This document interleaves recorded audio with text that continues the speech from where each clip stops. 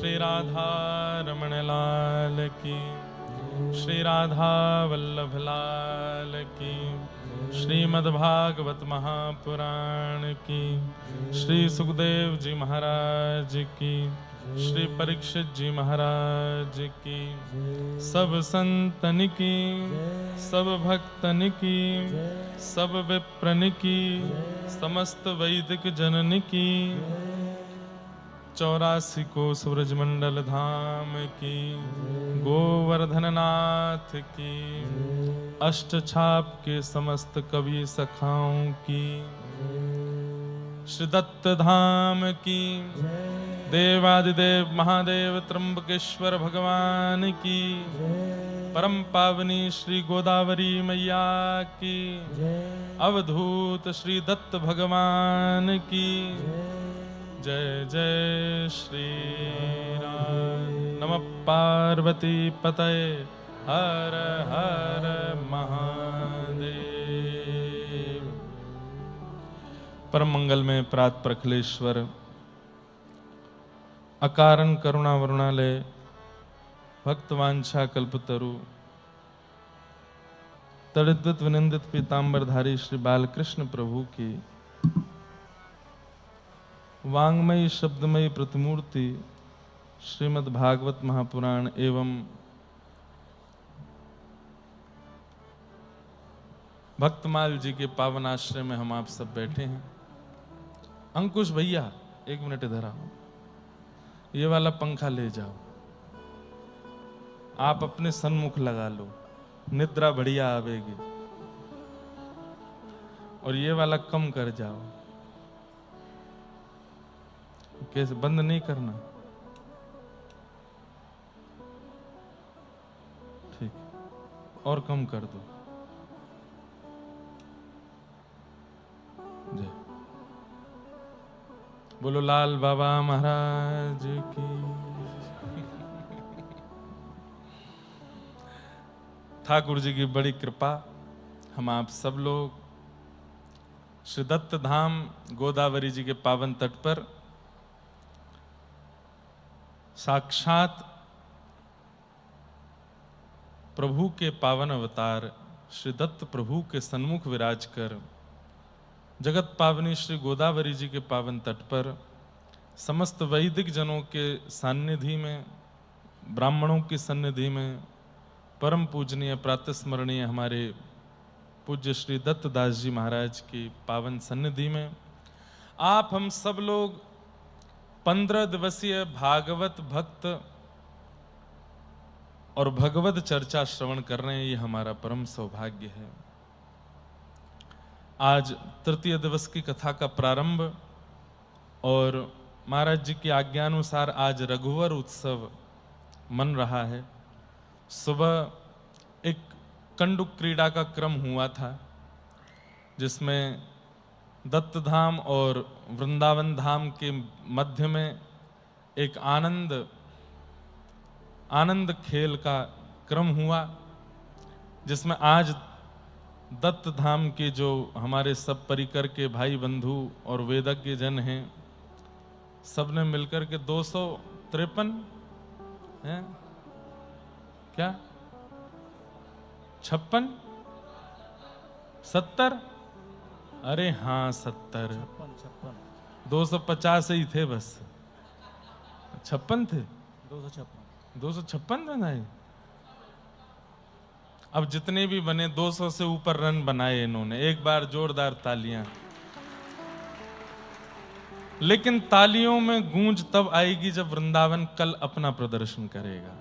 आज आप लोगों ने खेला है, कल वृंदावन के लोग उतरेंगे। पहले ही बता दे रहे हैं, किसी के हाथ में दर्द है, किसी का पैर का लिगामेंट टूटा हुआ है, किसी का दांत टूटा है, किसी की कमर फूटी है। सब वृंदावन वाले बेचारे थोड़े थोड़े जख्मी हैं, और जो थोड़े बहुत ठीक थे वो गोदावरी जी में जख्मी हो गए हैं। लेकिन फिर भी हम लोग हार नहीं मानेंगे। और फिर उसके बाद जब महाराज जी ने आज्ञा की कि अब थोड़ी देर प्रवचन हो, देखो कितना अद्भुत। तो इतनी एक तो भयंकर गर्मी, अभी तक हमारा सिर घूम रहा है, इतनी गर्मी में खेले आज। कि बस जल ही रहे थे पैर, अभी तक पैर लाल पड़े हैं। मैंने कहा भाई ऐसी खातिरदारी किसी ब्यास की नहीं हुई होगी। यही तो सुबह धूप में खूब खिला लिए महाराज जी से। मैं कहूँ मैं महाराज 10 ओवर कर लो, 15 कर लो, 20 कर लो, नहीं 24 ही होंगे। और फिर उसके बाद चलो व्यास जी को पैरों में जख्म है, घोड़ा भेजो, घोड़े पे बैठ के आएंगे। तो महाराज जी का खूब स्नेह प्रेम है। लेकिन उसके बाद फिर वहां प्रवचन हुआ, क्या सुंदर, वहां भी व्यासपीठ बनी थी, ऐसी सुंदर वहां पर भी तैयारी। फिर वहां सब कुछ श्रोता थे, सब धूप में बैठे थे। वहीं पर श्री ठाकुर जी के पासा खेलन की लीला हमने सुनी कि श्री प्रिया प्रियतम कैसे पासा खेलते हैं। दाव पर ठाकुर जी ने पहले अपनी पीतांबरी लगाई, किशोरी जी जीत गईं और तुरंत किशोरी जी ने पीतांबरी पहन ली। ठाकुर जी से बोली अब दाव पे क्या लगाओगे? ठाकुर जी बोले क्या लगाएं आप बताओ। बोले अब मुरली लगाओ। ठाकुर जी बोले मुरली मत लगवाओ, बाकी जो कहो सो करेंगे। बोले नहीं अब तो मुरली दाव पे लगेगी। मुरली दाव पे लगाई और छलबर के जीती श्यामा। छल बल करके किशोरी जी फिर जीत गईं और वंशी ले गई ठाकुर जी की। जैसी वंशी लेकर के गई तो ठाकुर जी चरणों में गिर गए। बोले कि हरी श्यामाजू तुम प्राण मांग लो पर वंशी मत मांगो। बोले ऐसो कहा या वैरणी में, या के काजे आप इतने दौड़े दौड़े फिरो। हमारे अष्ट सखा कहते हैं, जिनके चरित्र हम सुन रहे हैं, मुरली हरि को नाच नचावे, मुरली हरि को नाच नचावे। एते पर ये बांस बसुरिया, एते पर ये बांस बसुरिया, एते पर ये बांस बसुरिया, एते पर ये बांस बसुरिया। हरि के मन को भावे,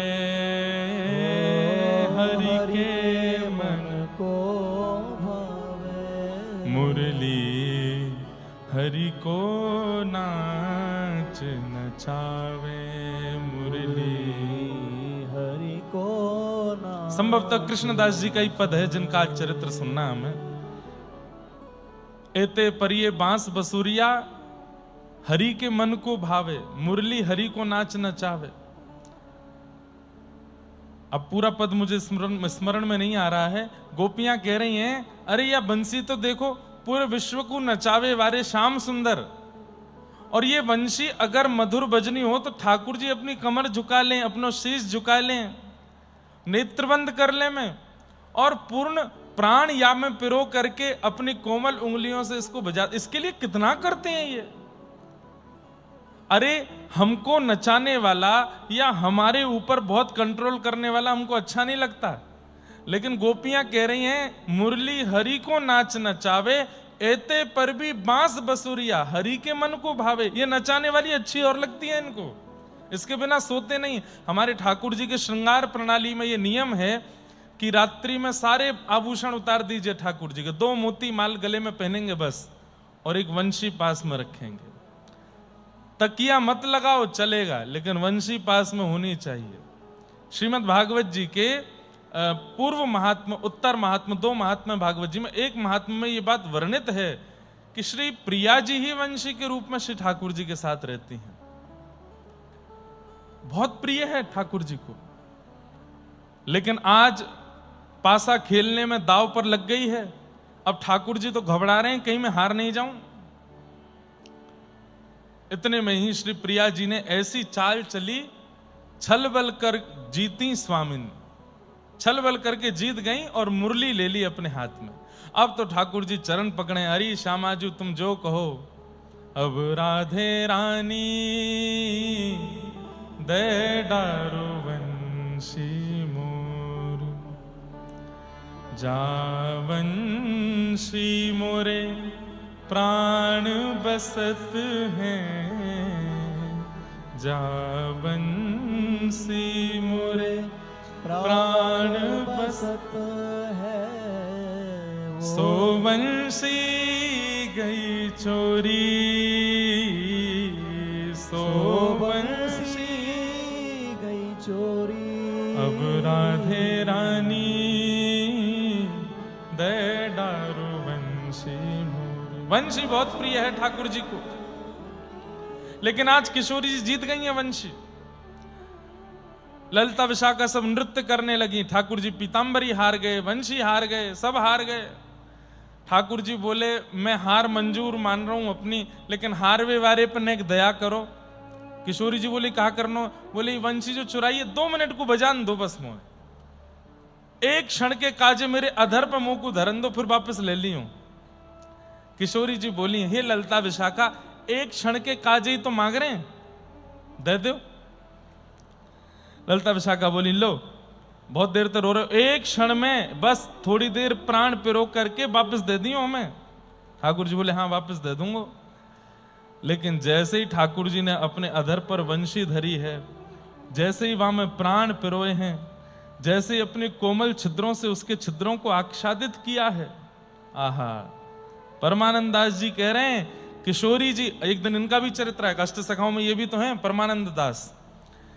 परमानंद दास जी कह रहे हैं परमानंद दास को ठाकुर, परमानंद दास को ठाकुर।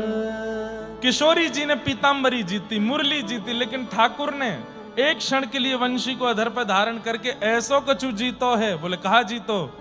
जीती भानु दुलारी, जीती भानु दुलारी। ऐसी उमड़ घुमड़ करके वंशी बजाइए महाराज, जो जीतवे वाली किशोरी जी हैं वही बगल में आए करके ठाड़ी है गई, अपने शीश को ठाकुर जी के कंधा पे झुकाए दियो। ठाकुर जी ठेंगा दिखाने लगे, ललिता विशाखा जीत लो पीतांबरी, जीत लो मुरली, तुम्हारी तरफ तो दाव खेलवे वारी हमने जीत ली, अपनी तरफ कर ली, और क्या करोगे? कल भी ऐसा ही होने वाला है। दत्त धाम वाले जीतते रहो, हम दत्त भगवान को और दत्तदास महाराज जी को जीत लेंगे। ऐसी कथा सुनाएंगे ये हमारे ही है जाएंगे। खेल में जीत जाओगे, कथा में थोड़ी जीतोगे। ऐसे ऐसे चरित्र सुना देंगे, ऐसे ऐसे पद गा देंगे कि महाराज जी हमारे हो जाएंगे, हमारे हैं ही। हम ठाकुर जी वाले हैं भैया, हर तरीका से जीतनो आवे हम पे।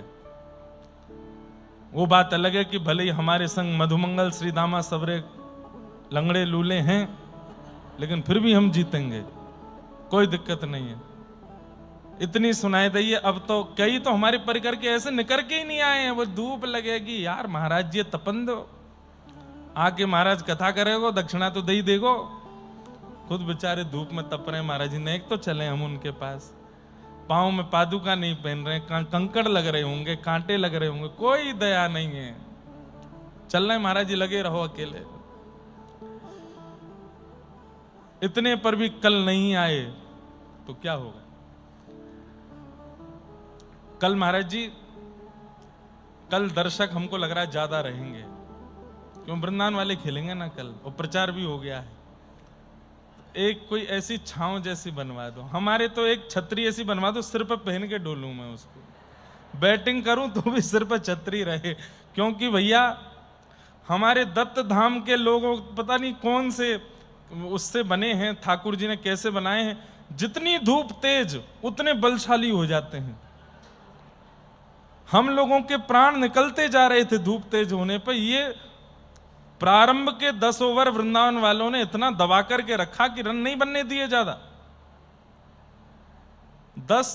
8-9 ओवर में 58-59 रन थे, और 24 ओवर में 256 पहुंच गए। मतलब सोच रहे हैं आप लोग, 10 ओवर के बाद धूप इतनी थी कि हम लोग भागे भागे फिर रहे थे। और दत्त धाम के लोगों में तो जैसे मानो वो कोई मिल गया पिक्चर में, जादू को धूप मिल जाती है, धूप ऐसी धूप मिल गई धूप खा गए हूं मतलब। बचपन में देखी थी, उसमें वो एलियन आता है, वो कहता है बोले तुम रोटी खाओगे पानी पियोगे? नहीं, धूप धूप चाहिए। तो हम लोगों को तो शिकंजी चाहिए भैया, कछु सिर पे लगाने के लिए कपड़ा चाहिए, छतरी चाहिए। दत्त धाम के लोग धूप, जैसे ही बादल आएंगे हमको पता है हमारे छक्के पड़ेंगे, और बादल के जाते धूप जैसे निकलेगी दत्त धाम वाले जीतेंगे। तो कल अगर बादल हुए तो समझ जाना वृंदावन जीतेगा, और भयंकर कड़क की धूप निकली तो फिर दत्त धाम वाले ही जीतने वाले हैं।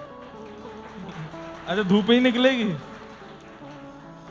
हे नाथ, पिछली बार कथा में बढ़िया मौसम था, मैं और महाराज जी खेल रहे थे यहीं मंदिर के बगल में, खूब छक्के मारे थे मैंने, बारिश हो रही थी, बादल थे आकाश में, और धूप निकल आती है तो बस हम लोग महाराज जी संकोच इसलिए करते हैं क्योंकि हमारी किशोरी जी जो है ना वो सूर्य वंश में जन्मी है, हम लाला वाले हैं। तो लाला के एक प्रकार से बड़े ससुर जी हैं सूर्य नारायण, तो ससुर जी के आगे संकोच करते हैं लाला वाले हम हैं, तो इस कारण से थोड़े कमजोर पड़ जाते हैं। लेकिन कल देखेंगे, वह कवर तो पूरा कर दिया है मैंने पहले ही, हारे भी तो ज्यादा दिक्कत नहीं होगी। मैं कह दूंगा कल वाली कथा सुन लो, मैंने सब बता दिया था, स्पष्ट किया था। लेकिन देखेंगे कल कैसा आनंद होगा। आज खूब आनंद हुए।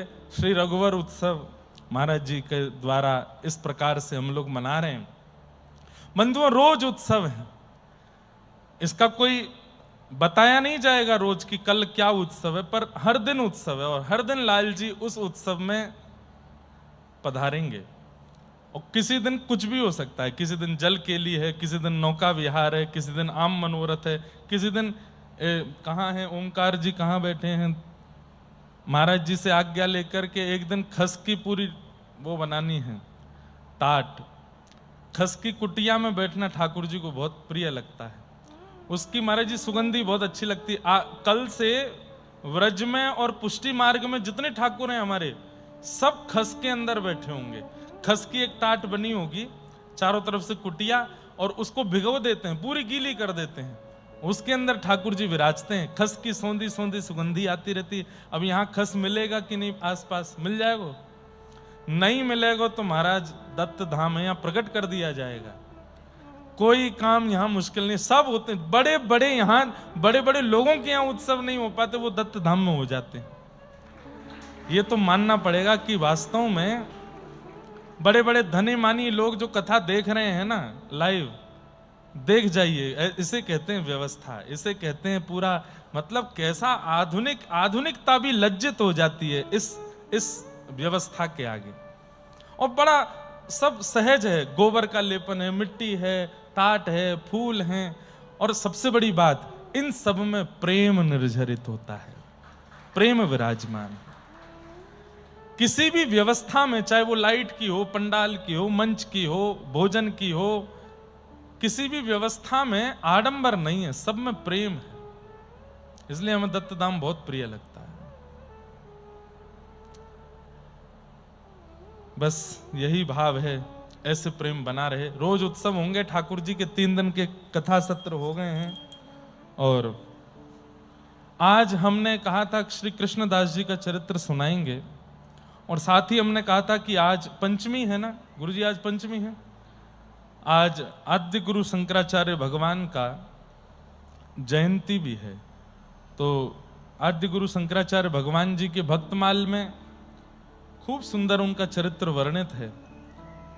मुझे कथा में आने से पहले ही, थोड़ी देर पहले स्मरण में आया, तो मैंने चरित्र निकाल के रखा। थोड़ा सा शंकराचार्य भगवान को हम लोग प्रणाम कर लें, उसके बाद फिर कृष्णदास जी का चरित्र यथा संभव, जितनी आज संभवता बन पाएगी उतना हम लोग श्रवण करेंगे। कलयुग धर्म पालक प्रगट आचार्य शंकर सुभट, उत्त श्रृंखला अज्ञान जिते इन ईश्वरवादी, बौद्ध कुतर की जैन और पाखंड ही आदि, विमुखनि को दियो दंड एच सन मार्ग आने, सदाचारी की शिव विश्व की रित ही बखाने, ईश्वर अंश अवतार मही मर्यादा माणी अघट, कलयुग धर्म पालक प्रगट, आचार्य शंकर सुभट। आज के दिन बंधुओं वो प्रकट हुए जिनकी वजह से वेद बचे हैं, जिनकी वजह से हमारे माथे पर ऊर्ध्वपुंड या त्रिपुंड है, जिनकी वजह से धाम तीर्थ और जहां कहीं भी हमारे युवा या हम लोग दर्शन करने जा रहे हैं, जिनकी कृपा से हमें प्राप्त है, ऐसे आद्य गुरु भगवान शंकराचार्य का आज उत्सव है। आप सबको बहुत बहुत बधाई। आप अपने युवाओं को ये चरित्र सुनाइए। आप लोग आज बद्रीनाथ दर्शन करने के लिए जाते हैं, आप लोग आज द्वारिका दर्शन करने के लिए जाते हैं, दक्षिण में रामेश्वरम दर्शन करने के लिए जाते हैं, कश्मीर जाते हैं। इन सब स्थानों पर हमारे वैदिक धर्म और हमारी पुरातन तीर्थों की जो पुनः स्थापना की, वो आद्य गुरु भगवान शंकराचार्य जी ने। और ये कोई और नहीं है, जगत गुरु, विश्व गुरु, त्रिलोकीनाथ भगवान त्र्यंबकेश्वर, भगवान श्री महादेव ही स्वयं शंकर बन करके आए हैं, शंकराचार्य बन करके आए हैं। शंकर ही शंकराचार्य जी के रूप में प्रकट हुए हैं। दक्षिण भारत में आपका प्रादुर्भाव हुआ। अच्छा, ये बात तो देखिए भागवत जी भी सिद्ध करती हैं, उत्पन्ना द्रविड़ेशाहम पृथ्वीम कर्नाटके गताम क्वचित क्वचिन महाराष्ट्रे गुर्जरे जीर्णताम गतः। भागवत जी भी इस बात को प्रमाणित करती हैं कि भक्ति का प्रादुर्भाव दक्षिण में ही होता है। उत्पन्ना द्रविड़ेशाहम, भागवत जी कहती है मेरा जन्म द्रविड़ देश में हुआ, दक्षिण में हुआ। उत्पन्ना द्रविड़ेशाहम वृद्धिम कर्नाटके गताम, कर्नाटक में मैं थोड़ी बड़ी पली बड़ी। क्वचित क्वचिन महाराष्ट्र, कुछ कुछ महाराष्ट्र में भी मैं रही हूं। और गुर्जरे जीर्णताम गतः, गुजरात जाकर के मैं जीर्ण हो गई। लेकिन इस पर अर्थ लगाते हैं, नरसिंह मेहता जी के जन्म से पहले भक्ति महारानी निश्चित ही गुजरात में जीर्ण थी, वृद्ध थी, लोग वहां भक्त नहीं थे। लेकिन नरसिंह मेहता जी के आने के बाद में अब इसका अर्थ ऐसे लगाया जाएगा, जीर्णता का मतलब वृद्धावस्था भी है और जीर्णता का मतलब अनुभवी व्यक्ति भी है।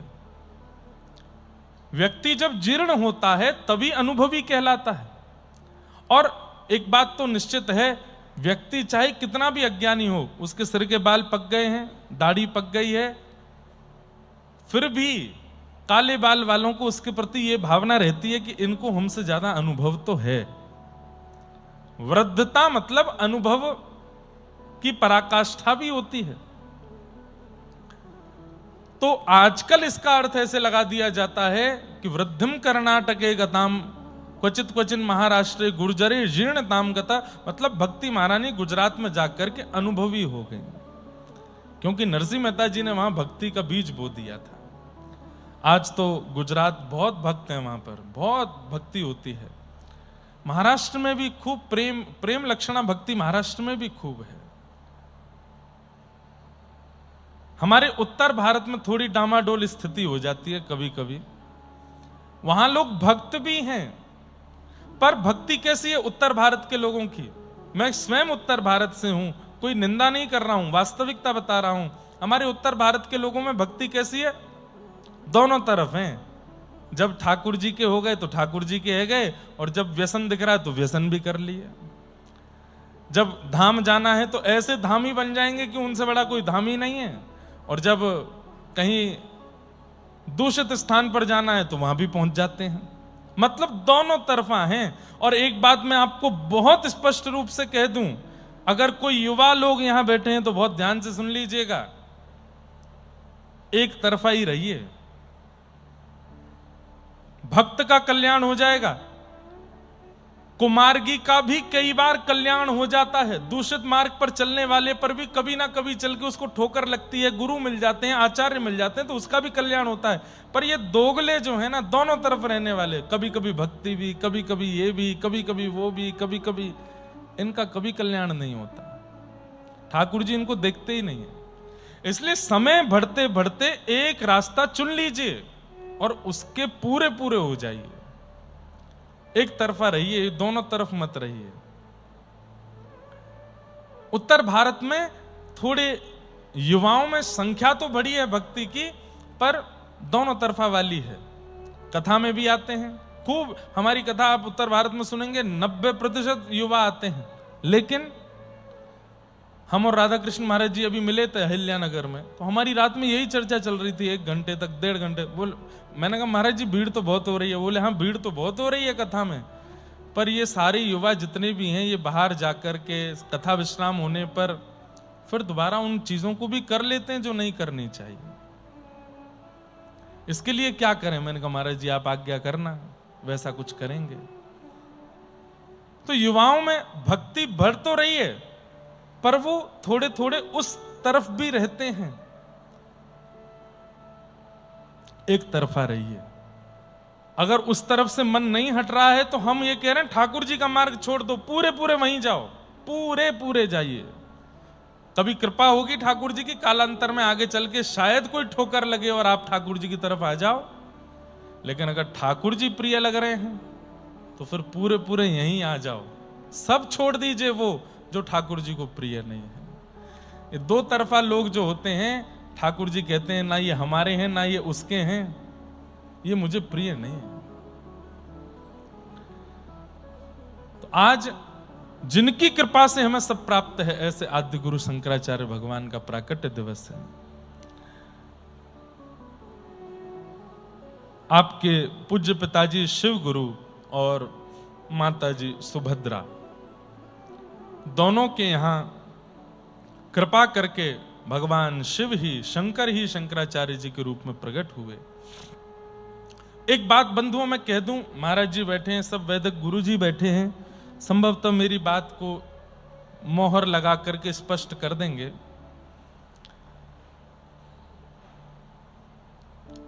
भक्त माता पिता के तप से, बल से, भाव से जन्म लेते हैं, ये बात ठीक है। लेकिन आकाश मार्ग में दिव्य ज्योतियां भ्रमण करती रहती हैं और खोजती रहती हैं उस परिवार को, उस मां को, उस पिता को जिसके यहां वो जन्म ले सकें। आजकल ऐसा लगता है कि दिव्य महात्मा आना तो चाहते हैं पृथ्वी पर उनको योग्य माता पिता नहीं मिल रहे, क्योंकि ऐसी मां ही नहीं है, ऐसे पिता ही नहीं है जो इतने योग्य हों, इतने कर्मनिष्ठ हों, इतने धर्मनिष्ठ हों, इतने वैदिक निष्ठ हों कि उनके यहां जन्म लिया जा सके। कल रात्रि में कथा के बाद हम लोग पूज्य पाठक गुरु जी के घर गए थे, और ये आप लोगों को तो सबको पता है, पर ये विश्व को भी पता चले इसलिए मैं लाइव में बोल रहा हूं। दत्तधाम ऐसा एक तीर्थ क्षेत्र बन चुका है जहां पर अग्निहोत्री ब्राह्मण विराजमान है। हमारे गुरुजन जो यहां मंच पर विराजमान हैं, ऐसे अग्निहोत्र व्रत के साथ आप विराज रहे हैं जो अग्निहोत्र करने वाले भारत में गिनती के ही लोग होंगे। पूज्य पाठक गुरु जी के लिए तो कल बता रहे थे कि आप जिस शाखा से अग्निहोत्री हुए हैं, ऐसे अग्निहोत्री भारत में 2 या 3 ही होंगे, जिनमें से एक का हम आप सबको दर्शन हो रहा है। इतना कठिन नियम, और उस नियम के साथ में निर्वहन करना।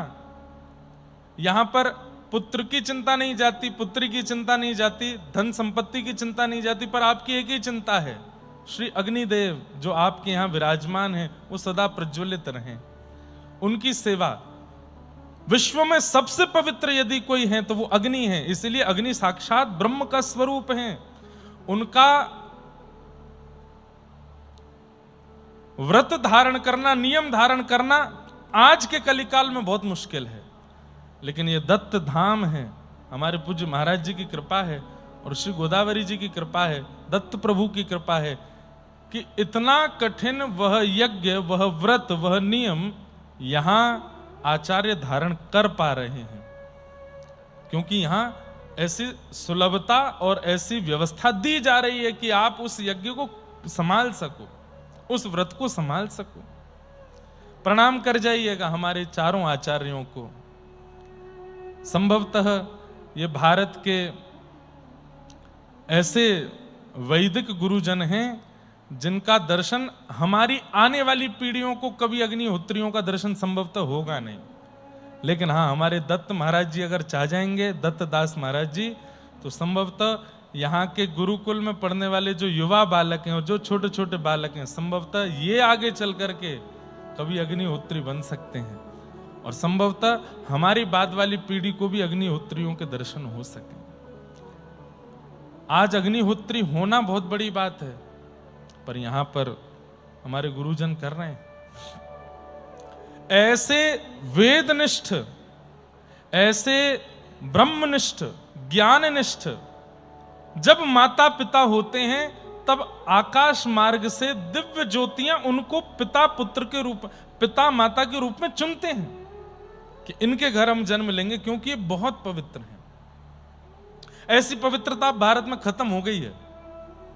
इसलिए हम तो निवेदन करते हैं और निवेदन करते हुए ये बात कहते हैं कि जिनके कुल में अभी संतान आनी है, उन माता पिता को चाहिए अपना जीवन इतना पवित्र, इतना सुंदर और इतना सुयोग बनावें कि आपके कुल में जन्म लेने के लिए ठाकुर जी किसी भगवत भक्त को ही भेजें।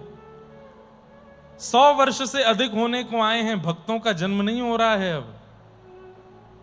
अब भक्त नहीं आ रहे हैं पृथ्वी पर, अब वह दोबारा होना चाहिए। ऐसे माता पिता आवाहन करें, इतनी पवित्रता, इतनी शुद्धता का ध्यान रखें, मन विचार बुद्धि को इतना पवित्र कर लें, भगवत भजन में इतना तल्लीन हो जाएं कि उनके कुल को कोई एक भगवत भक्ति ही ढूंढे।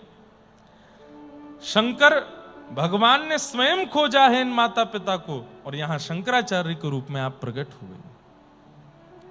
आपका जन्म हुआ, धीरे धीरे आप बड़े हुए, बहुत अल्प अवस्था में ही आपने वेद वेदांत शास्त्रों का खूब गहन चिंतन अध्ययन करके सबका ज्ञान अंकित किया। पिताजी की कम अवस्था थी जब शंकराचार्य भगवान की, तभी इनके पिता भगवत धाम को प्रस्थान कर गए। अकेले पुत्र हैं, अपनी मां के साथ रहते हैं, सुभद्रा नाम है मैया का। एक दिन अपनी मैया से बोले, मैया मेरा जन्म संसार में वो सब करने के लिए नहीं हुआ जो पूरा दुनिया कर रही है। मैं संसार में किसी कारण से आया हूं मां, उसके लिए मुझे संन्यास ग्रहण करना पड़ेगा। बंधुओं, मां का वात्सल्य ऐसा होता है पुत्र के प्रति, कई बार पुत्र कुपात्र होता है, लेकिन तब भी मां को अच्छा लगता है। पुत्र कितना भी दुष्ट क्यों ना हो जाए, कितना भी रावण स्वरूप क्यों ना हो जाए, लेकिन मां को फिर भी पुत्र है अच्छा लगता है। एक बार को पिता मुंह मोड़ लेगा, लेकिन मां को तो अच्छा ही लगता है। लेकिन शंकराचार्य भगवान जैसा पुत्र हो, इतनी आज्ञा मानते हैं, इतना प्रेम करते हैं, इतनी सेवा करते हैं मैया की, कौन मां चाहेगी कि वो सन्यास लेकर के दूर चला जाए। और सन्यास की लीला तो आपको तब सुनने में आएगी अगर दत्त प्रभु की कृपा से यहां चैतन्य चरित्र मुझे कहने का अवसर यदि मिल गया। मैंने कहा ना, अष्टसखा पूर्ण होंगे तो मैं चैतन्य चरित्र सुनाऊंगा। श्रीमन चैतन्य महाप्रभु के सन्यास की जब आप लोग कथा सुनेंगे, उनकी मां की स्थिति, उनकी पत्नी की स्थिति सुनकर के नेत्रों से नीर, चैतन्य चरित्र का मतलब क्या है? नेत्र बंद रहेंगे, आंखों से केवल आंसू निकलेगा, ऐसा चैतन्य चरित्र है।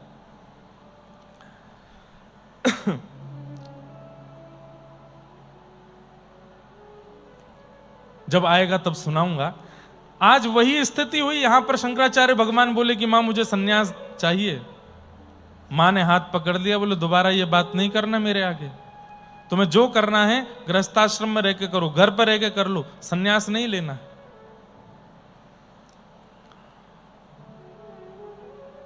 नहीं मानी मां। एक दिन, कल मैं बता रहा था, जल में स्नान करने के लिए गए, तभी एक मगरमच्छ ने आकर के आपका चरण पकड़ लिया। मां ने खूब छुड़ाने का प्रयास किया, लेकिन वो नहीं छोड़ा। तब उस स्थिति में शंकराचार्य भगवान बोले, मां ये मेरा पैर छोड़ देगा, लेकिन उसके लिए आपको एक काम करना पड़ेगा। बोले क्या? मुझे सन्यास की आज्ञा दे दो। कैसी बात करो? वो देरी नहीं करो मां, वो खा रहा है। मां ने कहा तू जहां रहे, बस तू रहेगा, मुझे इस बात से प्रसन्नता है। मैं कहती हूं, आज्ञा देती हूं, तू सन्यास ले ले। और उसी समय वो मगर अपना मुंह खोल देता है, शंकराचार्य भगवान को छोड़ के वहां से चला जाता है। नेत्रों में आंसू भराए मां के। ये कैसी स्थिति प्रकट कराई विधाता ने? बोले मां, क्योंकि विधाता ने मुझे किसी कारण से भेजा है, आप नहीं मान रही थी इसलिए ये सब लीला हुई। माँ अब मुझे आज्ञा दो, मैं आपकी आज्ञा के बिना नहीं जाऊंगा। आप आज नहीं देंगी, साल भर नहीं देंगी, 50 साल तक आज्ञा नहीं देंगी, मैं तब भी आपके पास ही रहूंगा, पर मैं करूंगा सन्यास धर्म ही, और वो करूंगा आपकी आज्ञा से, बिना आपकी आज्ञा के नहीं। आपने आज्ञा दे दी, अब मैं जाता हूं। जैसे ही जाने लगे तो माँ ने कहा तो फिर मुझे वचन दे के जाओ। बोले क्या? अब तुम जीवन भर तो, सन्यास का नियम क्या होता है? सन्यास का मतलब ये होता है कि माता पिता भाई बंधु पत्नी बच्चे जो भी हैं, सबसे जीवित अवस्था में ही सारे संपर्क तोड़ दिए जाते हैं, सारे संबंध तोड़ दिए जाते हैं। फिर वो माँ नहीं है, वो पिता नहीं है, वो पत्नी नहीं है, वो बच्चे नहीं है, वो सन्मुख भी आ जाएंगे तो आप ऐसे ही उनको आशीर्वाद देंगे या ऐसे ही उनको प्रणाम करेंगे जैसे अन्यों के प्रति है। और कभी संबोधन करना होगा तो मेरे शरीर के ये संबंधी हैं, मेरे शरीर के भाई हैं, शरीर की मां हैं, शरीर के बच्चे हैं, ऐसा कह सकते हैं। मां ने कहा अब तो जीते जी तो नहीं आएगा, जब अंतिम श्वास चल रही हो तब आना, और जरूर आना। शंकराचार्य भगवान जो सन्यास के प्रवर्तक हैं, सन्यास में नियम नहीं है मां के पास जाने का, पिता के पास जाने का, लेकिन मां की आज्ञा है। आज्ञा सन्यास धर्म से बड़ी है, यह शंकराचार्य भगवान ने सिखाया। सन्यास धर्म कहता है कि आप मां के पास नहीं जा सकते, पिता के पास नहीं जा सकते, कोई संबंधी नहीं है आपके, आपके माता पिता गुरु सब परमात्मा हैं अब। लेकिन मां की आज्ञा हो गई, जन्म देने वाली मां ने कह दिया है कि अंतिम श्वास जब हो तब आना पड़ेगा। तो शंकराचार्य भगवान जिनकी वजह से सन्यास धर्म आज चल रहा है, वो गए अपनी मां के पास, और अंतिम श्वास जब चल रही थी अपनी गोद में अपनी मां को लिया। मां ने कहा तुमने पूरे विश्व को ज्ञान दिया है, पूरे विश्व के संशयों का समाधान किया है, कुछ मेरा भी समाधान करो ना, मैं अपने प्राण त्याग रही हूं। तब आद्य गुरु शंकराचार्य भगवान ने अपने द्वारा लिखित ग्रंथ सुनाया मैया को। संस्कृत में उद्बोधन करते हुए वेद शास्त्र निष्णात भाषा में बोलने लगे। तब मां ने कहा मुझे ये समझ नहीं आ रहा बेटा, कुछ सरल सुनाओ, सरल भी हो, चित्त को प्रिय भी लगे और मेरा उद्धार भी हो जाए, ऐसा कुछ सुनाओ। तब आद्य गुरु शंकराचार्य भगवान ने एक स्तोत्र की रचना की। हैं शंकर, पर गा क्या रहे हैं?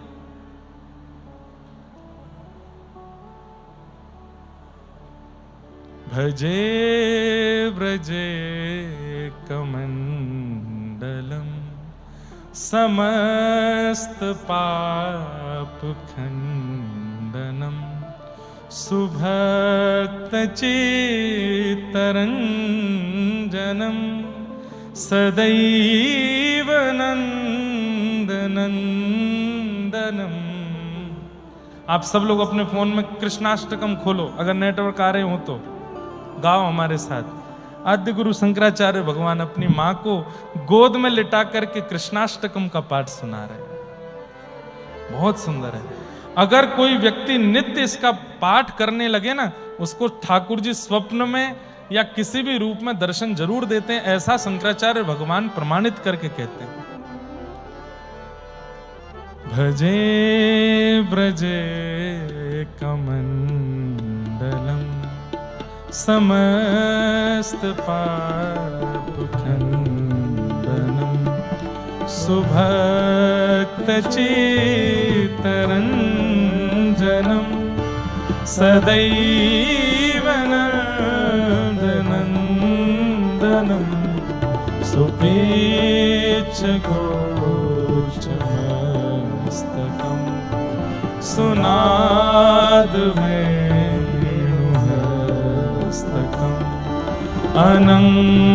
अनंगरंग सागरम नमामि कृष्ण नागरम भजे ब्रजे कमंडलम समस्त। अरे जो सूरदास गाते हैं, जो मीराबाई गाती हैं, जो नंददास गाते हैं, जो तुलसीदास गाते हैं, वो सब हमको लगता है कितने भाव में गा रहे हैं। अरे आद्य गुरु शंकराचार्य जी की वाणी सुनिए, अपनी मैया से कह रहे हैं मैया भजो किसको? ब्रजे कमंडनम, समस्त पाप खंडनम, व्रज का स्मरण करो जो सब पापों का खंडन करता है। स्वभक्त चित्त रंजनम, सब भक्तों के चित्त में आनंद करने वाले, उछल उछल के उत्सव मनाने वाले, मन में उत्सव मनाने वाले कौन? सदैव नंद नंदनम, नंद जी के लाला, ब्रज वाले नंद जी के लाला का स्मरण करो मेरी मैया। कैसे हैं वो? बोले सुपिच्छ गुच्छ मस्तकम, अपने बालों का सुंदर गुच्छा जिन्होंने अपने सिर पर लगा रखा है और उसमें सुंदर मोती पहन रखे हैं। सुनाद वेणु हस्तकम, अपनी कोमल उंगलियों में जिन्होंने वेणु धारण करके अपने अधर पर धारण कर रखी है। अनंग रंग सागरम, जिनका अंग कैसा है, कभी तो लगता है नीले हैं, कभी लगता है गुलाबी हैं, कभी लगता है काले हैं, कभी लगता है गोरे हैं, कभी लगता है बड़े सुंदर हैं। अनेक रंग जिनके चित्त में और अंग में सागर की भांति विराजमान है, जो अनेक रंगों के सागर हैं। नमामि कृष्ण नागरम, बहुत सुंदर है। मनोज गए भमोचनम, विशाल लोल लोचनम, विधूत गोप सोचनम, नमामि लोचनम, करारविंद भूधरम, स्मितावलोक सुंदरम, महेंद्र मानदारणम, नमामि कृष्ण नागरम, भजे व्रजैकमण्डलम, समस्त पाप कदम्ब पुष्प कुंडलम, सुचारुगंधमन। अब देखो आद्य गुरु शंकराचार्य की वाणी है। बोले कदम्ब के पुष्प को जिन्होंने अपने कानों के ऊपर फंसा रखा है और वो पुष्प कभी कभी आकर के उनके सुंदर गालों का स्पर्श करता है, बार बार वो उनके गालों से छुप रहा है। मां दर्शन करो। ब्रजांगनैकवल्लभं, नमामि कृष्ण दुर्लभं, यशोदया समोदया, सगोपया सनन्दया, युतं सुखैकदायकं, नमामि गोपनायकं, भजे व्रजैकमण्डलं, समस्त पाप सदैव पाद पंकजं, मदीयमानसे निजं, दधानमुत्तमालकं।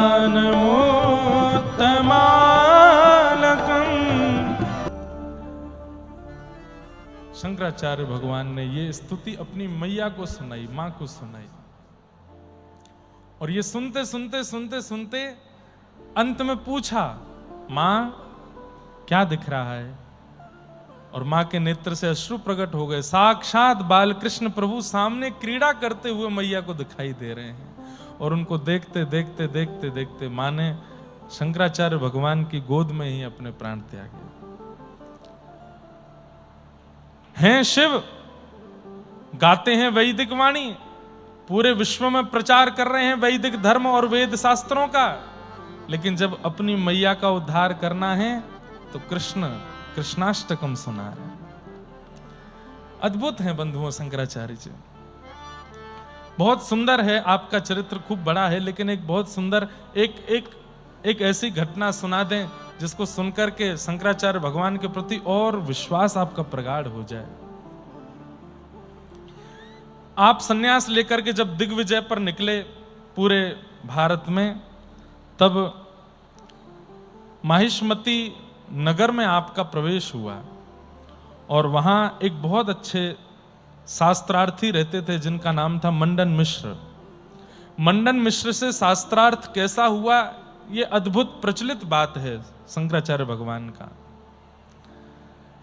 जैसे ही आप माहिष्मती पहुंचे तो वहां जाकर के आपने मंडन मिश्र जी का घर पूछने लगे, कहां रहते हैं मंडन मिश्र, उनका पता बताओ कोई।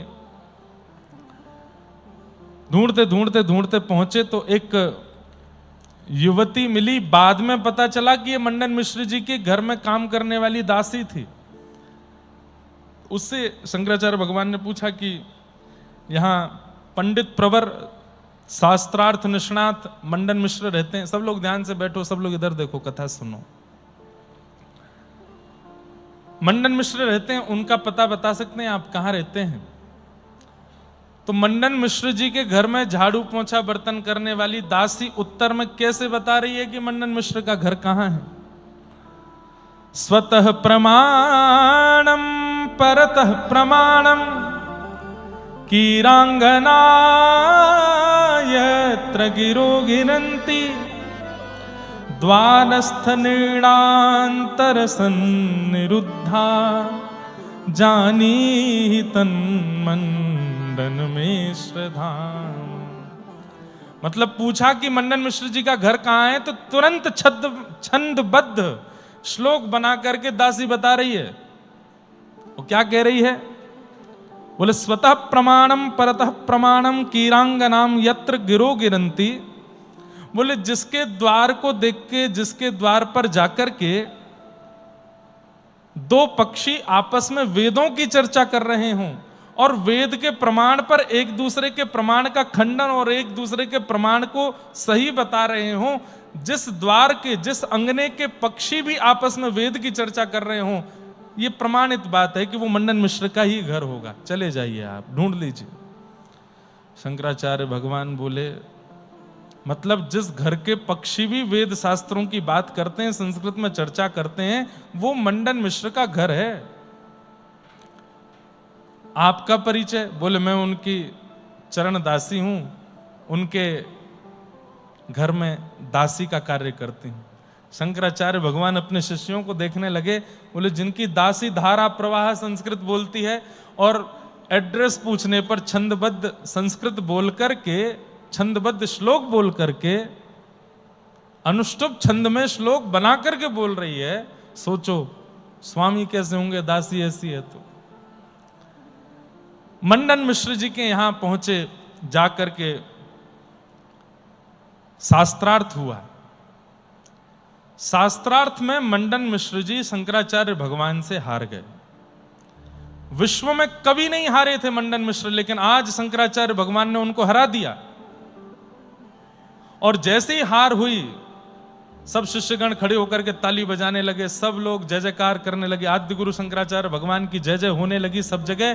पूरा माहिष्मती शांत हो गया। आज हमारे नगर का सबसे बड़ा शास्त्रार्थी हार गया पहली बार, शंकराचार्य भगवान ने हरा दिया। इतने में ही मंडन मिश्र की पत्नी आई निकल करके। बोले क्षमा करें, मैं बहुत देर से भीतर बैठ करके सुन रही थी, लेकिन आपने अभी आधे मंडन मिश्र को हराया है।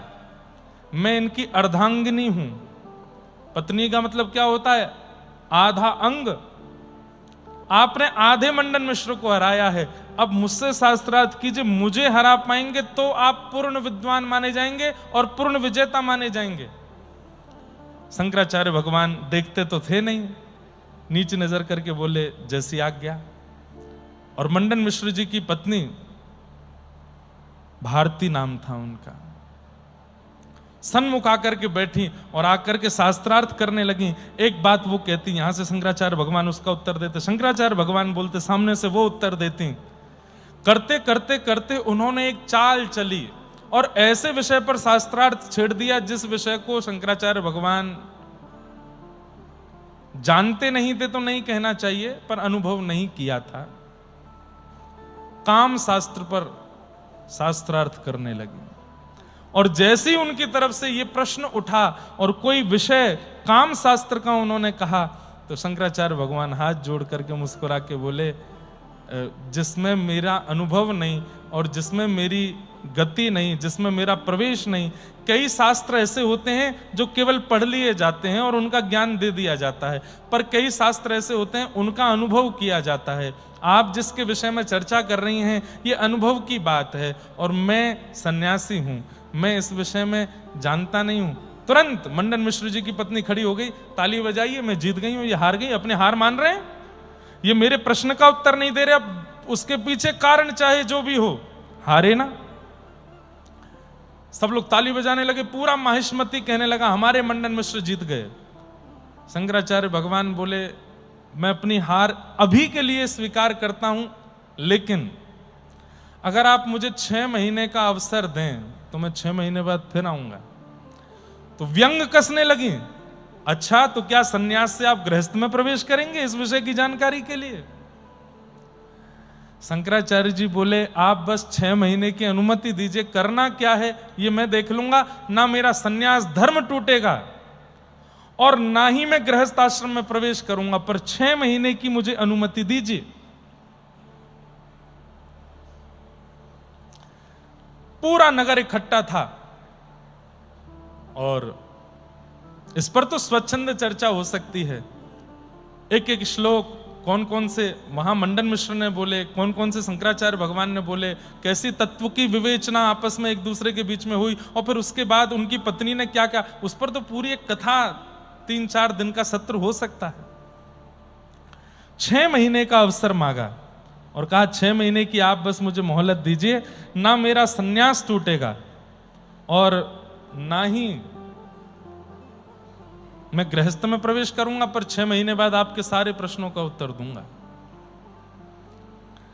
आपने कहा ठीक है।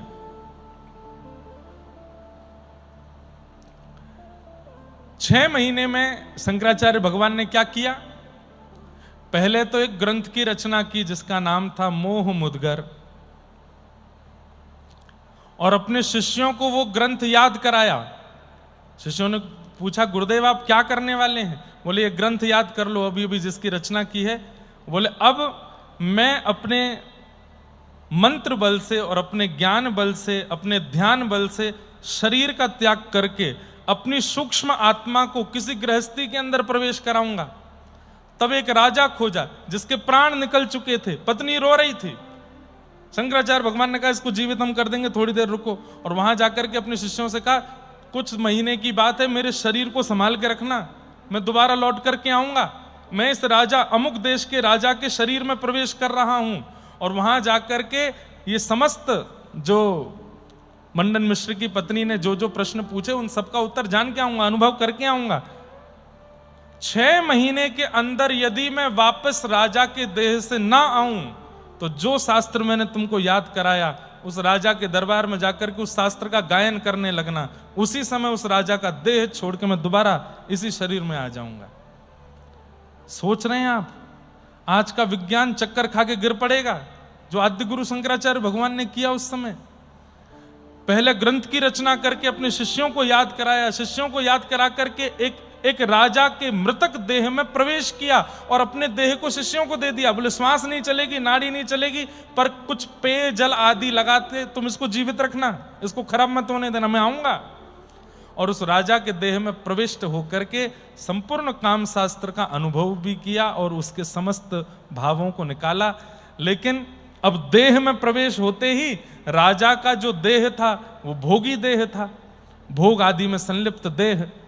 6 महीने हो गए, शिष्यों ने खूब प्रतीक्षा करी, नहीं आए गुरुदेव। तो उस अमुक राजा का परिचय दिया था, राजा के दरबार में गए और शिष्यों ने जाकर के वहां पर मोह मुद्गार नामक ग्रंथ का जब गायन किया, पहले तो वो राजा सुनता रहा, सुनते सुनते सुनते नेत्र बंद हुए, आत्मबोध होने लगा मैं कौन हूं। मोह नष्ट करने वाला ग्रंथ है, अगर कोई उसको सुन ले, उसको पढ़ ले तो उसके चित्त में किंचित भी मोह होगा नष्ट हो जाएगा।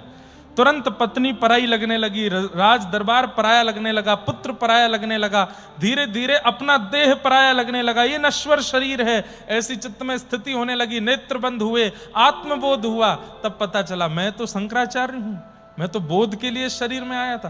तुरंत उस राजा का देह त्याग करके फिर शंकराचार्य जी के रूप में प्रविष्ट हो गए। 6 महीने बाद पुनः जीवित होकर के माहिष्मती राज्य में गए। शुभारती सामने बैठी है। शंकराचार्य भगवान बोले वही प्रश्न से प्रारंभ कीजिए जो पिछली बार किया था 6 महीने पहले। बोली आप तो देह त्याग दिए थे, कहां गए, कैसे क्या करे? बोले वो सब बात का विषय, पहले शास्त्रार्थ पूरा करो। और उन्होंने शास्त्रार्थ किया और जो जो विषय वो उठाती गई जिसमें संकोच होता है एक सन्यासी को बोलने में, उन सब विषयों पर ऐसे धारा प्रवाह उत्तर देकर के उनकी पत्नी को भी हरा दिया। और अब कहने लगे अब पूर्ण मंडन मिश्र हार गए हैं और शंकराचार्य जीत गए हैं। और जीत करके उन्होंने मंडन मिश्र को अपने पक्ष में लिया और अपने पक्ष में लेकर के उस समय जो चल रहा था विवाद जिसके कारण धर्म की हानि हो रही थी, उसमें मंडन मिश्र जी का साथ होना बहुत जरूरी था। उनको साथ लेकर के और फिर धर्म की रक्षा में दोनों आगे बढ़े और आगे चल करके धर्म का पालन किया, रक्षण किया। ऐसे आद्य गुरु शंकराचार्य भगवान। धर्म बचे, शास्त्र बचे, वेद बचे, गौ बचे, तीर्थ बचे, इसके लिए शंकराचार्य भगवान पधारे। और आज हम लोगों ने उनकी बचाई हुई समस्त स्थितियों का पुनः नाश करना प्रारंभ कर दिया है। आज का दिन इसलिए महत्वपूर्ण है कि आज का दिन स्मरण करके, आद्य गुरु शंकराचार्य भगवान को स्मरण करके कम से कम हम ये याद रखें कि शंकर ही शंकराचार्य जी के रूप में आकर के कितना परिवर्तन करके गए इस संसार में, और हमने क्या कर दिया उसी धर्म का, हम कैसा रूप बनाते जा रहे हैं। जो वैदिक आपको दत्त धाम में दिख रहे हैं, ऐसे वैदिक आपको भारत में ढूंढने पर नहीं मिलेंगे। और इसी वैदिक कर्म की रक्षा कर रहे थे शंकराचार्य भगवान, क्योंकि वे जानते थे कि भारत देश को आधुनिकता नहीं चला सकती। भारत विश्व गुरु को ये वेस्टर्न कल्चर नहीं चला सकता। ये अगर भारत में आया तो इसका बंटाधार कर देगा। इसलिए वैदिक बचे, वेद बचे, गौ बचे, गोवी ही विप्रैश्च वेदैश्च सती भी सत्यवाद भी अलुब्धा दानशीलश्च सप्तैते धार्यते मही। सातों का रक्षण होना बहुत जरूरी है। कौन कौन? गोवी ही गाय, गोवी ही विप्रैश्च विप्र, वेदैश्च वेद, गोवी ही विप्रैश्च वेदैश्च सती भी पतिव्रता नारी, सत्यवाद भी सत्य बोलने वाला, अलुब्धा लोभ रहित व्यक्ति, दानशीलश्च दान करने वाला। ये 7 यदि बचेंगे तो भारत विश्व गुरु बन सकता है, नहीं तो भारत फिर से नष्ट हो जाएगा। इन 7 के रक्षण के लिए आद्य गुरु शंकराचार्य आए और आज ये 7 ही खतरे में है। भारत में गाय भी खतरे में है, विप्र भी खतरे में है, वेद भी खतरे में है, पतिव्रता नारियां भी खतरे में है, सत्य बोलने वाले लोभ रहित व्यक्ति सब खतरे में। आज का दिन उत्सव मनाने का नहीं है, आज का दिन चिंतन करने का है कि जिन शंकराचार्य भगवान ने हमारी इतनी रक्षण की है, उत्तर को भारत से जोड़ा, उत्तर को दक्षिण से जोड़ा, पूर्व को पश्चिम से जोड़ा, पूरे भारत को एकजुट करने का प्रयास किया जिन शंकराचार्य भगवान ने। आज उनकी जन्म तिथि है। यहां अगर मना रहे हैं दत्त धाम में तो आपको उत्सव मनाने का अधिकार है, क्योंकि यहां इन 7 की रक्षा हो रही है। दत्त धाम में चारों तरफ देखने पर क्या मिलेगा? गौ रक्षण, विप्र रक्षण, वेद रक्षण, पतिव्रता नारियों का रक्षण, सत्य बोलने वालों का रक्षण। क्यों? लोग इतना झूठ बोलते हैं, इसलिए यहां नियम ही बना दिया, मौन मास्ता, मौन रहो। मौन रहोगे तो झूठ बोले ही नहीं पाओगे। सत्य रक्षण हो रहा है कि नहीं? अलुब्धा लोभ रहित व्यक्ति, यहां किसी से दान पुण्य नहीं लिया जाता। कितनी बार, 3 बार कथा हो चुकी, कितने बड़े बड़े लोग आकर के कह चुके महाराज जी हम कुछ दे दें। मैंने कितनी बार हमारे मंदार जी से और भी मैंने की कुछ सेवा, बोले महाराज जी का स्पष्ट मना ही है, दत्त धाम में कोई सेवा नहीं कर सकते। दत्त प्रभु के द्वारा चुने गए जो कुछ परिवार हैं, उनके अलावा किसी से भी सेवा लेने का हमको आज्ञा नहीं है। अभी शनिवार रविवार आएगा, अभी इतनी संख्या में है, कितनी भीड़ बढ़ जाएगी, कितने लोग प्रसाद पाएंगे। और जो लोग यहाँ पूरे 15 दिन रुकने वाले हैं, पूर्णिमा भी आएगी कथा के बीच में, पूर्णिमा आएगी ना, पूर्णिमा के दिन दत्त प्रभु का उत्सव होगा, उस दिन देखना कितनी भीड़ आएगी। आसपास के ग्रामीण सब लोग आएंगे, सबके लिए प्रसाद बनता है, वही इक्वल प्रसाद सब लोग पाते हैं, फ्री में नहीं होता। गृहस्थी दिन रात कमाने वाले, एक भंडारा करने में तो उनकी कमर टूट जाती है। यहां नित्य भंडारा चल रहा है, जितनी बार आ जाओ जो आओ पाओ, और लेने के नाम पर कोई दान पेटी नहीं, कोई क्यूआर कोड नहीं, कोई कुछ नहीं। अलुब्धा, लोभ रहित बना रहे। सातों का रक्षण, जिनके लिए आद्य गुरु शंकराचार्य भगवान महाभारत भगवान श्री कृष्ण कह करके गए थे कि भारत का रक्षण तभी होगा ये सात बचेंगे, उन सातों का रक्षण यहां हो रहा है। भगवान करे कि दत्त धाम से एक संक्रमण की तरह, मैं शब्द हो सकता है मेरा गलत हो पर कोई दिक्कत नहीं है, संक्रमण की तरह ये वेद रक्षण, विप्र रक्षण, गौ रक्षण, लोभ रहित व्यक्तियों का रक्षण और सती भी सत्यवाद विहियों का रक्षण, ये जो नियम यहां के हैं वो संक्रमण की तरह फैल जाएं और पूरे भारत एक दिन दत्त धाम जैसा ही हो जाए। महाराज जी, अब तो लोग बाग हमको जानने लग गए, नहीं तो पहले हम धोती बगलबंदी पहन के फ्लाइट में घुसते थे तो एयर होस्टेस को लगता था कोई एलियन आ गया है। ये कौन है?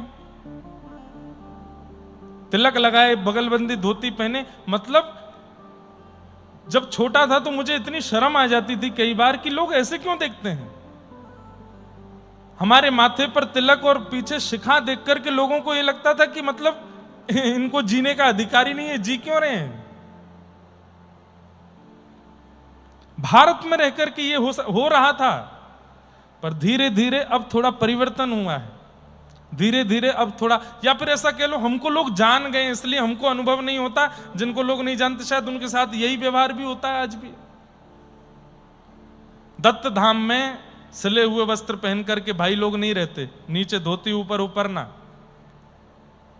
आज से 500 वर्ष नहीं, 250, 300, 400 साल पहले भी भारतीय ऐसे ही रहते थे, नीचे धोती ऊपर ऊपरना, खूब सारे गहने पहनते थे, सुंदर पाग पहनते थे, सब पहन करके घूमते थे, बढ़िया।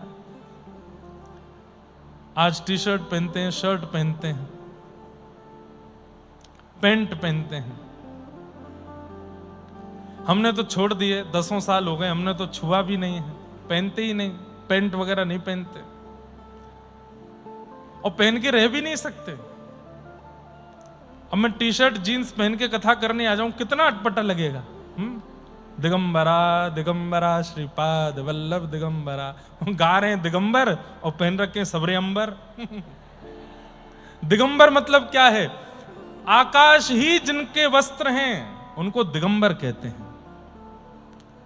अंबर ही जिसके तन को ढकता हो, ऐसे अवधूत श्री दत्त भगवान, उनको दिगंबर कहते हैं। और वाणी का प्रभाव नष्ट हो जाएगा। मैं जीन्स पहन करके, पैंट पहन के यहां प्रवचन करने लग जाऊं, व्यासपीठ पे तो बैठूंगा ही नहीं, खड़े होकर मेरी बात समझ नहीं आएगी आपको। और 15-20 मिनट आ भी गई, अगर लच्छेदार कुछ बातें लटका झटके वाली बोल भी दी, आधा घंटे बाद लगेगा बस करो भैया, अब पच नहीं रही है बात। ये वाणी में भी जो विश्वास प्रकट आपके चित्त में हो रहा है ना, ये भी आवरण की वजह से हो रहा है। और यहां तो दत्त धाम में तो वस्त्र भी अद्भुत हैं। व्यास मतलब हम जो वस्त्र पहन के आते हैं ये महाराज जी देते हैं रोज। ये वस्त्र पहले आएंगे, गोदावरी जी में धुलेंगे, गोदावरी जी के जल से धुल करके सूखेंगे, फिर तय बन के हमारे पास आएंगे। अपरस में हम इन वस्त्रों को पहन के फिर कथा सुनाने आते हैं। वस्त्र का कितना बड़ा रोल है आपके जीवन में। अब जैसे दत्त धाम में लोग रहते हैं, दत्त धाम के लोग एक बार खुले बंबई के मरीन ड्राइव पे घूम तो आओ, पूरे बंबई के लोग ऐसे देखेंगे, ये क्या हो गया, ये क्या हो गया, ये क्या पहन के घूम रहे हैं सब, ये कौन से वस्त्र कहलाते हैं।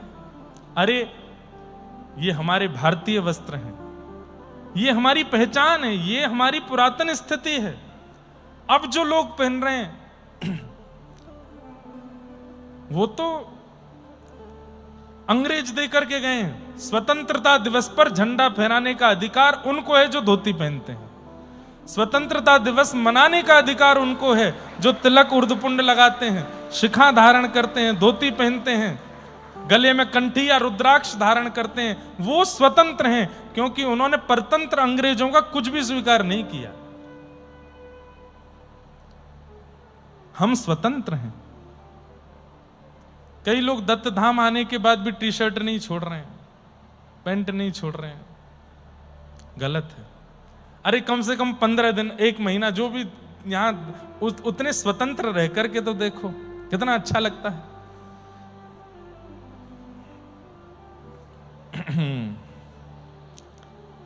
हम जो कथा में बगलबंदी भी पहनते हैं ना, वो भी कोई सिला हुआ वस्त्र नहीं, पर हाँ उसमें थोड़ा सिलाई होती है। बाकी बगलबंदी भी एक उपरना ही है, बस उसमें तनी बना दी है बांधने की, ऐसे यहां बांधो यहां बांधो, है वो खुला हुआ ही। सिर के ऊपर से पहनने वाला और पैर डाल करके पहनने वाली जो भी वस्त्र हैं, उनको भारतीय वस्त्र नहीं माना जाता।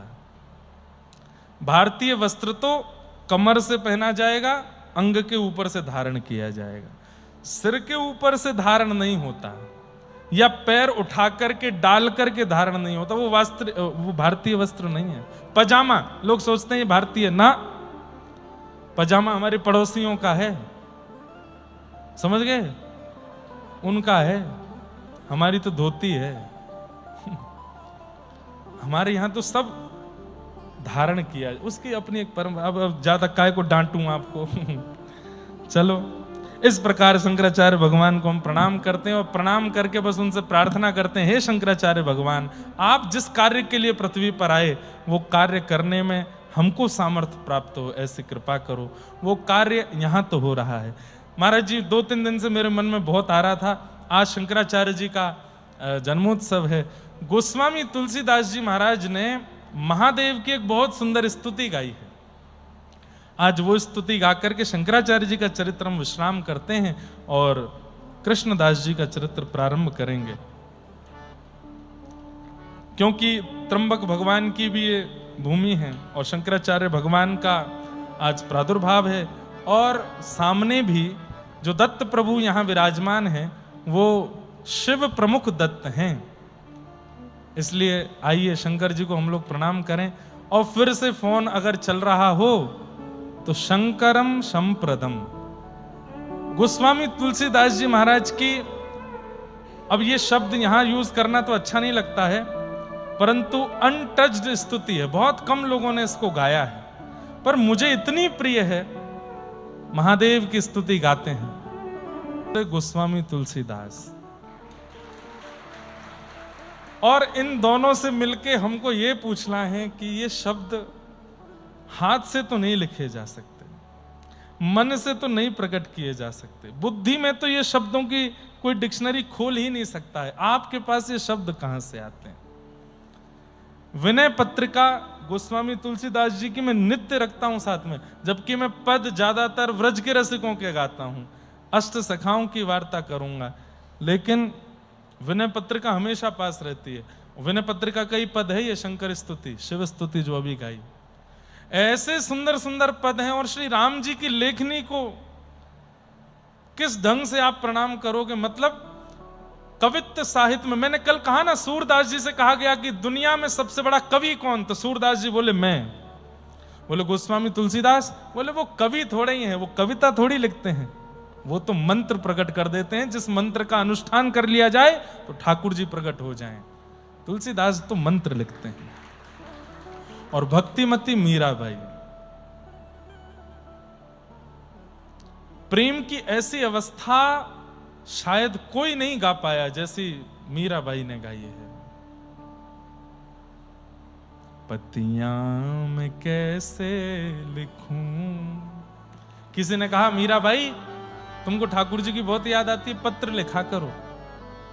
तो मीराबाई कहती हैं, पतियां मैं कैसे लिखूं, लिखी ही न जाए, पतियां मैं कैसे लिखूं, लिखी न जाए।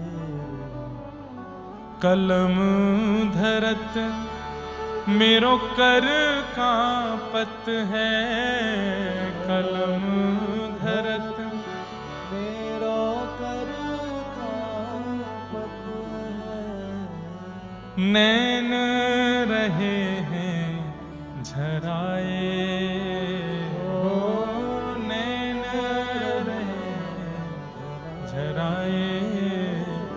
बंधुओं, गोस्वामी तुलसीदास जी ऐसे शब्द लिखते हैं कि उस शब्द को सुनकर के मन झंकृत हो जाता है। पर मीराबाई शब्द नहीं लिखती, कविता नहीं लिखती है मीराबाई।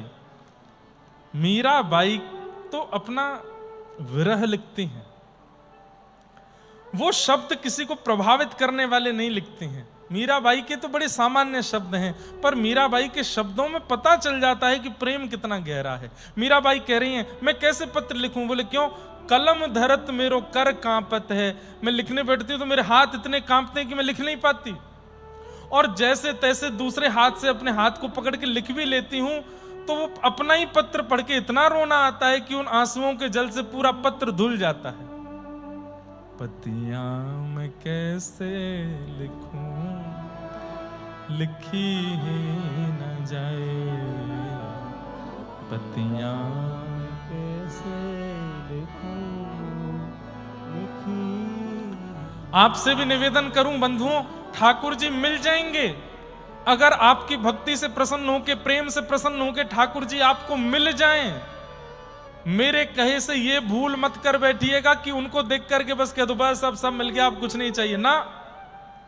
ठाकुर जी मिल जाएं तो उनको पकड़ के कहना एक वरदान दे जाओ। बोले क्या? जो भक्त आपको प्रिय लगते हो, जैसे मुझे गोस्वामी तुलसीदास जी और भक्तिमती मीराबाई, इन दो के दर्शन की बड़ी अभिलाषा है। ऐसे ही ठाकुर जी से उनके किसी जन के दर्शन की इच्छा कर लीजिएगा। और वैसे तो अब उत्तर भारत में अगर ठाकुर जी प्रकट हुए तो तुलसीदास और मीराबाई, और यदि कहीं ठाकुर जी मुझको महाराष्ट्र में प्रकट होकर के मिल गए तो भक्तिमती श्री जनाबाई और श्री ज्ञानेश्वर माउली। कल पूज्य महाराज जी ने रात्रि में एक बहुत सुंदर बात कही कि ज्ञानेश्वर माउली कहीं गए थोड़ी हैं, वो आज भी हैं। बरवाहो हरि बरवाहो, वो हो है कि वो है, ये अभंग है ज्ञानेश्वर माउली का। बरवाहो हरि बरवाहो, गोविंद गोपाल गुण गरवाहो, गोविंद गोपाल गुण गरवाहो, बरवाहो हरि बरवाहो।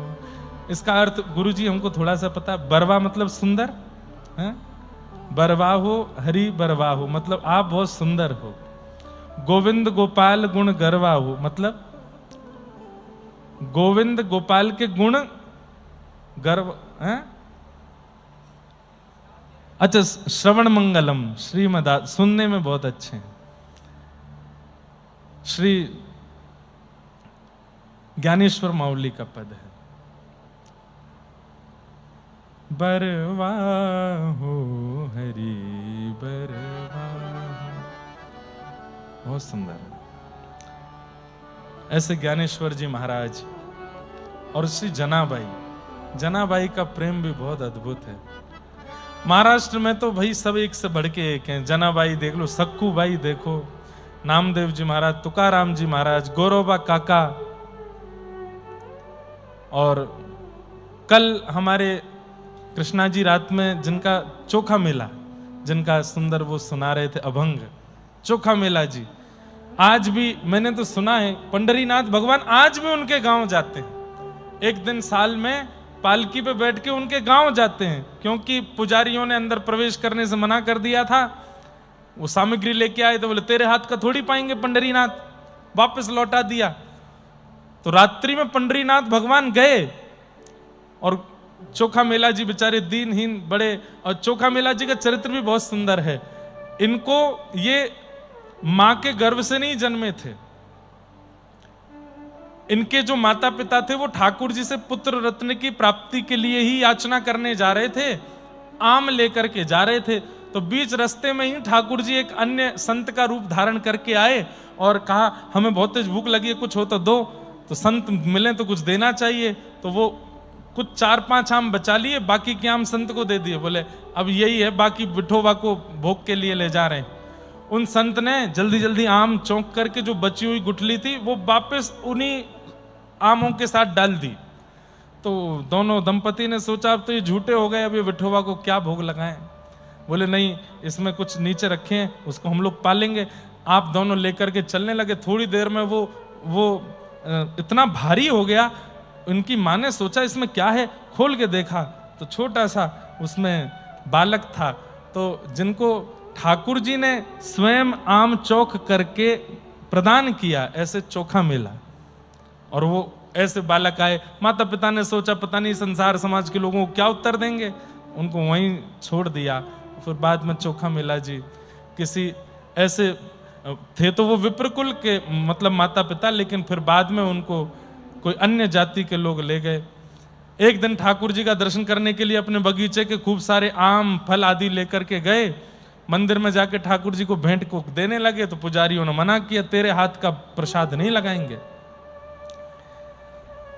चोखा मेला जी बोले बड़े लोगों के ठाकुर हो भैया, हमारे हाथ का क्यों पाओगे, रहने दो, नहीं खाना तो जा रहे हैं वापस। लौट के चले गए तो रात्रि में ठाकुर जी विठोबा गए उनके गांव, पंढरपुर के पास ही गांव है। जब पंढरपुर में कथा हुई थी तो वहां के भक्त ही आकर के मुझे सारे चरित्र सुनाते थे।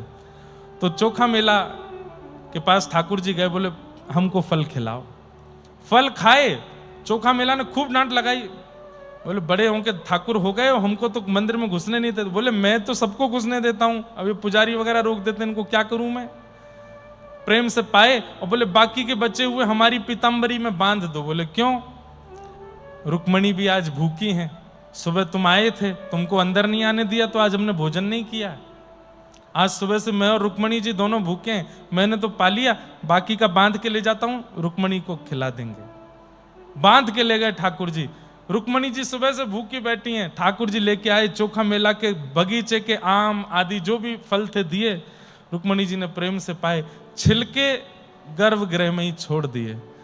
प्रातः काल जैसे गर्भगृह का द्वार खुला, भीतर छिलके देखे तो पुजारियों ने सोच, उनके मन में आया ये कल वो आया था, उसी ने जिद करके कैसे भी मंदिर में प्रवेश करके झूठा कर दिया पूरे मंदिर को। घर जाकर के उनको पीटने लगे, वहीं से चिल्लाए विठोबा मैंने तो कुछ नहीं किया, ये मुझे क्यों मार रहे हैं यहां आकर के। लौट करके जब पुजारी जन गए तो ठाकुर जी ने अपने द्वार बंद कर लिए। बोले मेरे भक्त को क्यों मारा, अरे तुम लोग इतनी बुद्धि विवेक का कभी चिंतन नहीं करते, मंदिर का ताला लगा है, सब कुछ इतना बंद करके गए हो, हमको सील पैक करके जाते हो मंदिर में, सील खुली नहीं, ताला खुला नहीं तो छिलका अंदर कैसे आ गए। यही क्यों सोचते हो कि कोई बाहर से अंदर आया हो, ये कभी तुम्हारे मन में क्यों नहीं होता कि ये चैतन्य परमात्मा भी तो बाहर जा सकता है, बाहर जाके लीला करके आ सकता है। मेरी पालकी लेके जाओ और चोखा को बैठा के नाचते गाते हुए रंग उड़ाते हुए लेके आओगे तो द्वार खोलूंगा, नहीं तो नहीं खोलूंगा। तब चोखा मेला जी बैठ करके आए पालकी पर और पंढरीनाथ इतने प्रसन्न नेत्रों में अश्रु भर आए, बहुत प्रेमी है। तो पंढरपुर यहाँ महाराष्ट्र के भी कई भक्त हैं, उनके भी दर्शन की इच्छा। अब सुनो, ये पक्षपात क्यों करें कि इनके करेंगे उनके करेंगे। ठाकुर जी अगर मिल गए तो ठाकुर जी से कहेंगे आप मिल गए, बड़ी कृपा आपकी, अब बस एक वरदान दे दो। बोले क्या, आपके हृदय के समस्त प्रेमी भक्तों का हमको एक एक बार दर्शन करा दो बस। अब महाराष्ट्र से लेके कर्नाटक से लेके उत्तर भारत तक सब भक्तों के दर्शन करने हैं और उन भक्तों को प्रणाम करके केवल उनसे यही मांगना है जो आपका चित्त में प्रेम है ठाकुर जी के प्रति वो हमें दे दो, हम पर भी उसके कुछ बिंदु डाल दो। सब मन के भाव हैं, प्रणाम करते हैं। और आज भक्तराज श्री कृष्णदास जी का चरित्र हम थोड़ा सा प्रारंभ कर देते हैं और उसके बाद उनके पावन चरित्र पर और विशेष चर्चा हम लोग कल के सत्र में करेंगे। अभी कृष्णदास जी का चरित्र प्रारंभ करते हैं।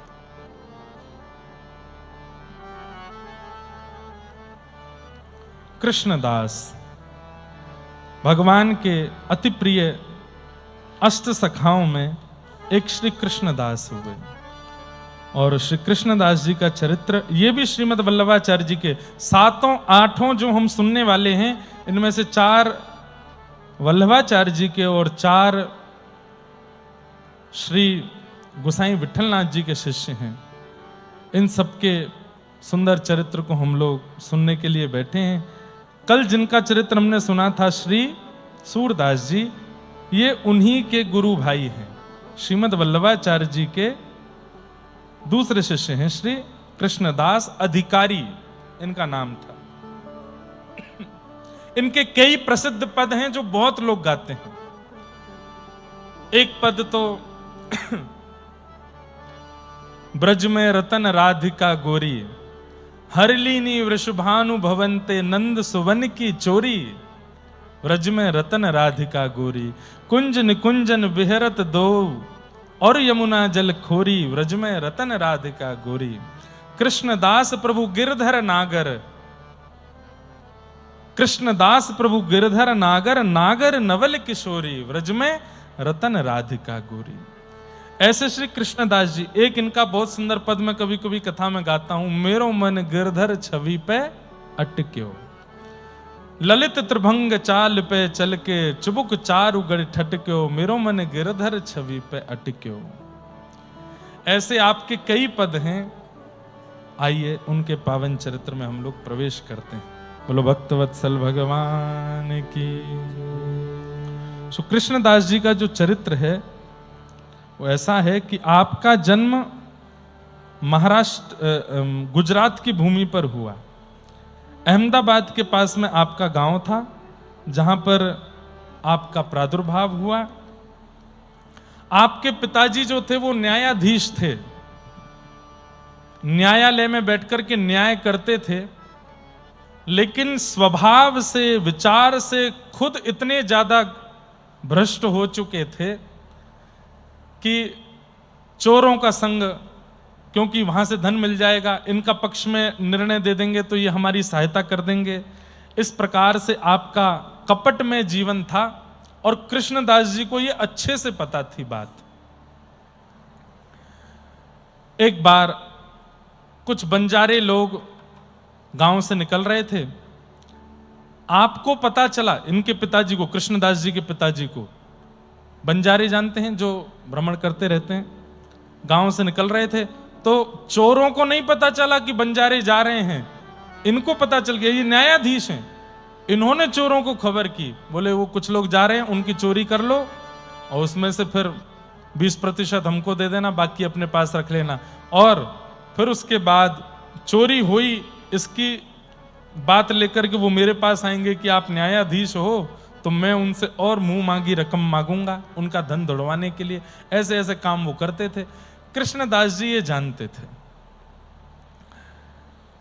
बंजारों से पैसे लुटवा दिए और उसके बाद चोरों से उनके पैसे लुटवा के चोरों से कुछ पैसे ले लिए।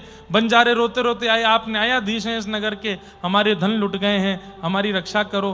तो इन्होंने उनको भी कितने 1000 सोने की मोहर देने की बात रखी, इतना दो तब मैं चोरों को ढूंढवाऊंगा। कृष्णदास जी से यह बात सहन नहीं हुई और आपने जाकर के उस नगर के राजा से अपनी ही पिता की शिकायत कर दी।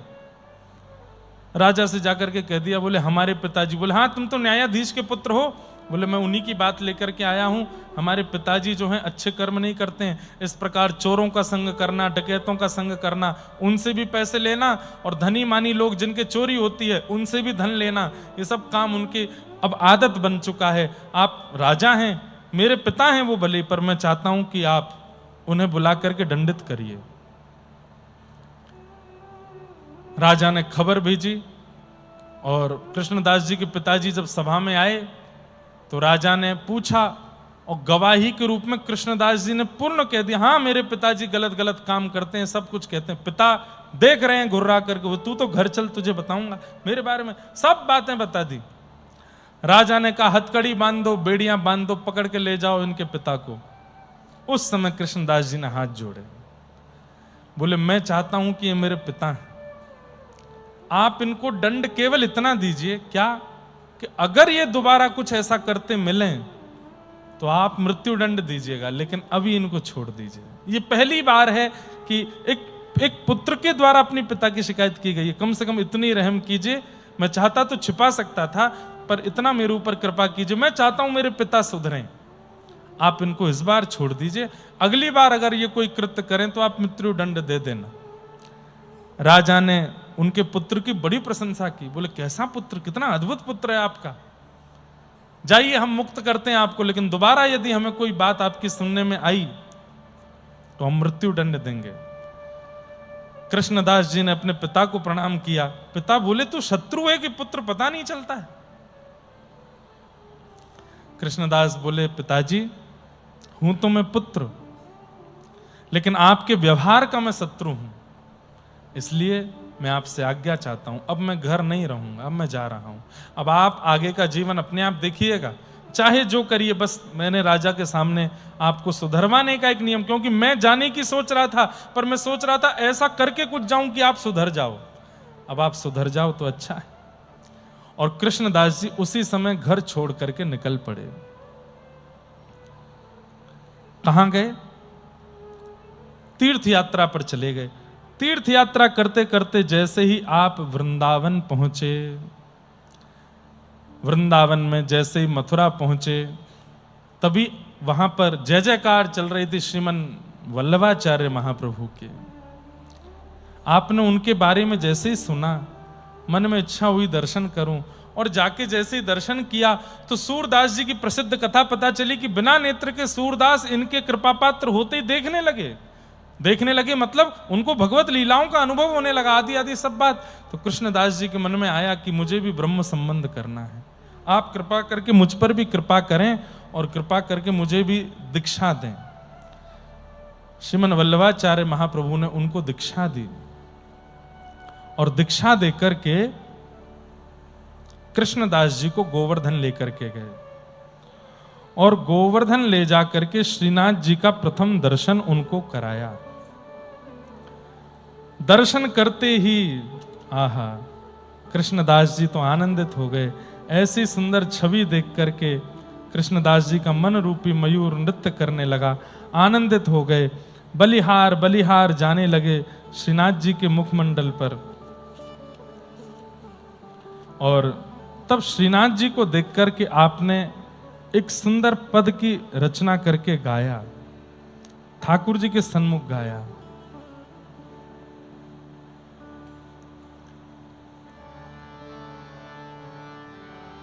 गिरधर छवि पे अट क्यों मेरो मन, गिरधर छवि पे अट क्यों,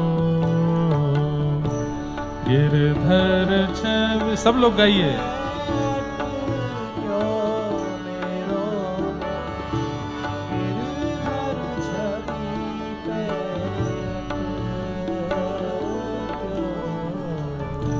गिरधर छवि पे अट क्यों मेरो मन, गिरधर छवि पे अट क्यों, गिरधर छवि पे अट क्यों मेरो, गिरधर छवि पे अट क्यों, ललित त्रिभंगी चाल पे चल के